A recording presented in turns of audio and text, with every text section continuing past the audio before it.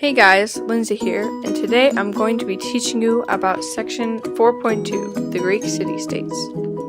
Each city-state was called a polis. Within each polis, there was one hill on which stood an acropolis. The acropolis served as both a place of refuge and a public religious building. There was also an agora in each city-state. These were open areas where people could assemble and where markets could take place. Each city-state varied in both size and population. The Greeks established their city-states across Italy, France, Spain, and Africa. This helped to increase trade and industry. There were three types of governing that happened in each city-state: oligarchy, the rule of the few; democracy, the rule of the people; and tyranny, where one person seized power from the rest. Sparta. Instead of making new city-states, Sparta took over pre-existing ones. From the city-states they conquered, they took helots. These were essentially slaves that were forced to work for Sparta. Sparta was a military city-state. Each person was expected to be fit, and every man was in the military for the majority of his life.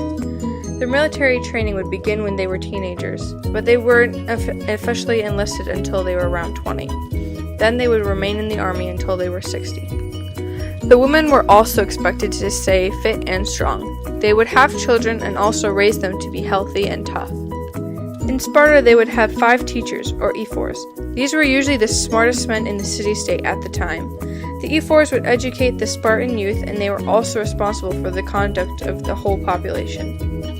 In order to remain strong and independent, Sparta rejected all visitors. No one inside of Sparta could leave, and anyone born outside of Sparta could not enter.